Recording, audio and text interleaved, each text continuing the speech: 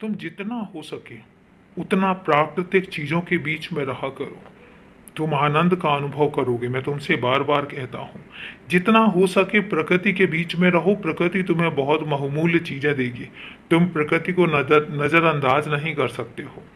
और मैं एक बात तुमसे कहता हूं कि तुम्हें प्रकृति ने बहुत कुछ सीखने की नियत भी दी है और तुम्हें उससे बहुत कुछ सीखने को भी मिलेगा। तुम सीखोगे कि प्रकृति कितना देती है।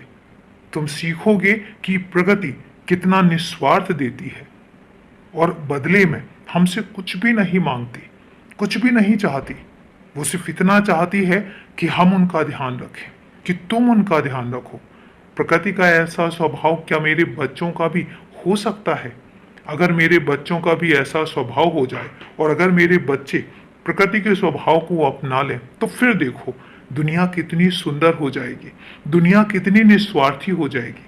और हाँ, अगर मांगना है तो मुझसे मांगो, जितना चाहे उतना मांगो, दिल खोल के मांगो, झोली फैलाकर मांगो, हक से मांगो, विनती करके नहीं।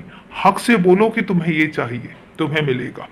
लेकिन किसी और के आगे हाथ मत फैलाओ, क्योंकि तुम्हें एक बात बताता हूं, जब तुम किसी और के आगे हाथ फैलाते हो तो वो देने में संकोच भी करेगा और देने के बाद तुम पर एहसान भी जताएगा।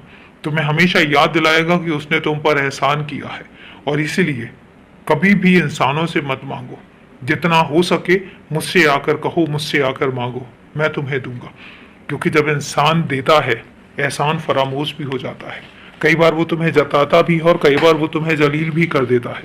और अगर समय पर तुम उसका दिया हुआ वापस नहीं कर पाए, तो उसके बाद वो जिस तरीके की बातें तुम्हें बोलेगा, तुम्हारे बर्दाश्त से बाहर हो जाएंगे। क्योंकि तुम स्वाभिमानी हो और इसलिए अपने स्वाभिमान को बनाकर रखो और जितना हो सके मांगने से दूर रखो।